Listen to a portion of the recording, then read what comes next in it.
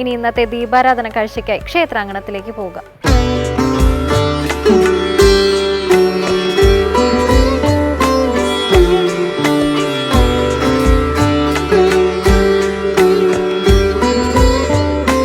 തൃശൂർ ജില്ലയിലെ ഇരിങ്ങാലക്കുട പട്ടണം. ഇവിടെ കേരളത്തിലെ മഹാക്ഷേത്രങ്ങളിലൊന്നായ കൂടൽമാണിക്യം ക്ഷേത്രം സ്ഥിതി ചെയ്യുന്നു. തൃപ്രയാർ, കൂടൽമാണിക്യം, മൂഴിക്കുളം, പായമ്മൽ എന്നിവ രാമായണവുമായി ബന്ധപ്പെട്ട നാലമ്പലങ്ങൾ എന്നറിയപ്പെടുന്നു. ക്ഷേത്രത്തിൽ ഭരതസങ്കല്പത്തിലാണ് പ്രതിഷ്ഠ.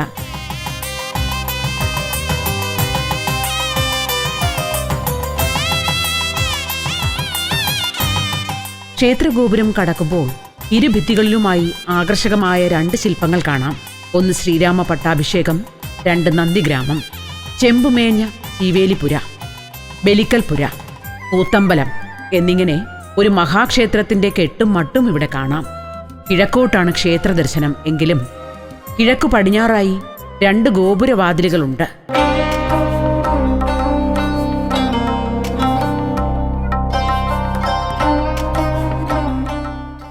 40 ദിവസത്തോളം കൂത്തു നടത്തിയിരുന്ന കൂത്തമ്പലമാണ് ഇവിടത്തേത്. കുട്ടഞ്ചേരി, ഇരവിച്ചാക്യാർ അടക്കമുള്ള പ്രമുഖന്മാർ ഇവിടെ കൂത്തു നടത്തിയിരുന്നു.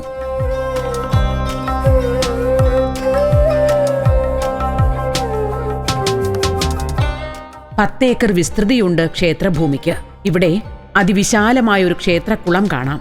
യാഗശാലയായിരുന്ന സ്ഥലത്ത് സ്വയം ആവിർഭവിച്ചതാണ് ഇവിടുത്തെ കുളം എന്നാണ് ഐതിഹ്യം. ക്ഷേത്ര ആവശ്യങ്ങൾക്കുള്ള ജലം എടുക്കുന്നത് ഇതിൽ നിന്നാണ്. പണ്ട് കുലീപനി മഹർഷി തപസ് ചെയ്തിരുന്നു എന്ന് വിശ്വാസമാണ് ഈ കുളത്തിന് കുലീപനി തീർത്ഥം എന്ന പേര് കിട്ടാൻ കാരണം. ഈ കുളത്തിലെ മത്സ്യങ്ങളെല്ലാം ഓരോ ദേവന്മാരാണ് എന്ന വിശ്വാസത്തിലാണ് ഇവിടെ മീനൂട്ടൽ ചടങ്ങ് നടത്തുന്നത്. 2 നിലകളുള്ള വട്ടശ്രീകോവിലാണ് ഇവിടെയുള്ളത്.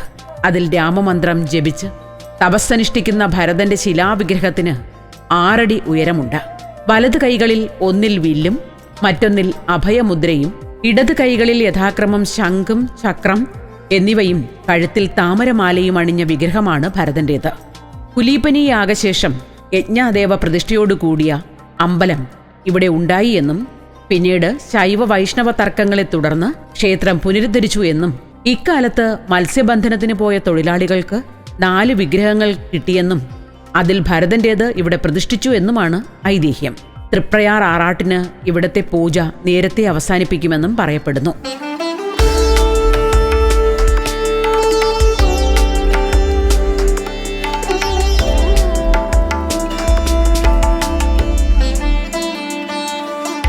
ക്ഷേത്രത്തിലെ ചടങ്ങുകളിൽ ശൈവ വൈഷ്ണവ ചര്യകൾ കൂടിക്കലർന്നു കിടക്കുന്നത് ഇന്ന് നമുക്ക് കാണാവുന്നതാണ്.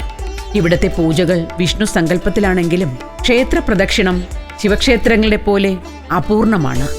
നളചരിതത്തിന്റെ കർത്താവായ ഉണ്ണായി വാര്യർ ക്ഷേത്രത്തിനടുത്തുള്ള അകത്തൂട്ട് തെക്കേ വാര്യത്തിലെ അംഗമായിരുന്നു എന്ന് വിശ്വസിക്കപ്പെടുന്നു. ക്ഷേത്രത്തിൽ ഉപപ്രതിഷ്ഠകളില്ല എന്നത് ഒരു പ്രത്യേകതയാണ്. പ്രതിഷ്ഠകളില്ലെങ്കിലും ഹനുമാൻ, ദുർഗ, ഭദ്രകാളി എന്നിവരുടെ സാന്നിധ്യം ഇവിടെയുണ്ട് എന്ന വിശ്വാസത്തിൽ ഉത്സവകാലത്ത് ദേവിമാർക്ക് നിവേദ്യം നൽകുന്ന ഒരു ചടങ്ങ് ഇവിടെ നടത്തപ്പെടുന്നു. തിടപ്പള്ളിയിൽ ഹനുമാന് അവിലും പൂവൻപഴവും നേദിക്കുന്നു. ടിപ്പുവിന്റെ ആക്രമണത്തിൽ ക്ഷേത്രം അഗ്നിക്കിരയായെന്നും ശ്രീകോവിലിനോ വിഗ്രഹത്തിനോ കേടുപാടുകൾ ഉണ്ടായില്ല എന്നും പറയപ്പെടുന്നു. പിന്നീട് ക്ഷേത്ര പുനരുദ്ധാരണം നടന്നപ്പോൾ വിഗ്രഹത്തിൽ ഒരു ദിവ്യജ്യോതി തെളിഞ്ഞതും അത് മാണിക്യത്തിന്റെ കാന്തിയാണോ എന്ന് പരീക്ഷിച്ചറിയാൻ മാണിക്യക്കല്ല് വിഗ്രഹത്തോട് ചേർത്ത് വച്ച് പരിശോധിച്ചു നോക്കിയെന്നുമുള്ള കഥകൾ നിലവിലുണ്ട്. കായംകുളം രാജാവിൽ നിന്ന് വാങ്ങിയ മാണിക്യം വിഗ്രഹത്തോട് ചേർത്ത് വച്ചപ്പോൾ അത് ലയിച്ച് വിഗ്രഹത്തോട് കൂടിച്ചേർന്നതുകൊണ്ടാണ് കൂടൽ മാണിക്യം എന്ന പേര് വന്നത് എന്നൊരു വിശ്വാസവും നിലവിലുണ്ട്. വില്ലുമംഗലത്ത് സ്വാമിയാർ വിവിധ ക്ഷേത്രങ്ങൾ സന്ദർശിക്കുന്നതിനിടയിൽ കൂടൽമാണിക്യ ക്ഷേത്രത്തിലും വന്നിരുന്നു. അപ്പോൾ വിവിധ ക്ഷേത്രങ്ങളുടെ ശക്തി ആവാഹിച്ച ഒരു ശംഖ് അദ്ദേഹത്തിന്റെ കയ്യിലുണ്ടായിരുന്നു. ക്ഷേത്രത്തിന്റെ മുഖമണ്ഡപത്തിൽ വച്ച് ശംഖ് താഴെ വീണുടഞ്ഞ് സകല ക്ഷേത്രത്തിലെയും ശക്തി ഇവിടത്തെ ശക്തിയോട് കൂടിച്ചേരുകയും ചെയ്തു എന്നൊരു ഐതിഹ്യവും നിലവിലുണ്ട്. ഈ വിശ്വാസമാണ് ഇവിടത്തെ മൂർത്തിക്ക് സംഗമേശ്വരൻ എന്ന പേരുകൂടി നേടിക്കൊടുത്തത് എന്നൊരു അഭിപ്രായമുണ്ട്. എന്നാൽ സംഗമേശ്വരൻ ശിവന്റെ നാമമാണെന്നും മൂർത്തിയുടെ ശൈവ ചൈതന്യമാണ് ഇതിന് പിന്നിലെന്നും വിശ്വസിക്കുന്നവരുമുണ്ട്.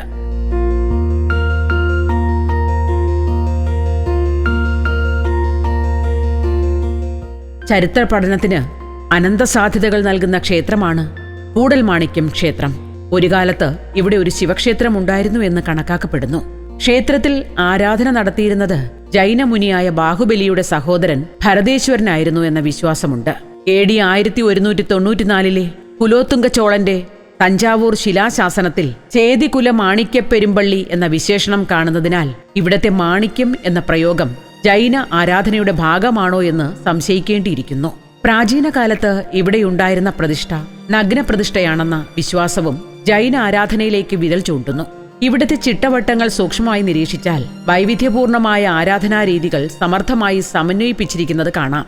ഒന്നിടവിട്ട വർഷങ്ങളിൽ കുറുമാലിപ്പുഴയിലും ചാലക്കുടിപ്പുഴയിലും മാറി മാറി നടക്കുന്ന ആറാട്ടുപോലും അത്തരത്തിലുള്ള കൂടിച്ചേരൽ കരാറിന്റെ ഭാഗമായി നിലവിൽ വന്ന ആചാരമായിരിക്കണം. ക്ഷേത്ര പുനരുദ്ധാരണ പ്രവർത്തനങ്ങളിൽ കൊച്ചി രാജാവിന്റെയും തിരുവിതാംകൂർ രാജാവിന്റെയും പ്രാതിനിധ്യം ഉണ്ടായിരുന്നതായി രേഖകളിൽ കാണാം. മേടത്തിലെ ഉത്രത്തിന് കൊടിയേറി 11 ദിവസം നീളുന്നതാണ് ഇവിടുത്തെ ആറാട്ടുത്സവം. അഷ്ടമിരോഹിണിയും തുലാത്തിലെ തൃപ്പുത്തരിയുമാണ് മറ്റാഘോഷങ്ങൾ. ചരിത്രവും ഐതിഹ്യവും എന്തുതന്നെയായിരുന്നാലും കേരളത്തിലെ പ്രമുഖ ക്ഷേത്രങ്ങളിലൊന്നായ കൂടൽമാണിക്യം ഇന്നും ഭക്തരുടെ വിശ്വാസ കേന്ദ്രമായി പ്രൗഢിയോടെ നിലകൊള്ളുന്നു.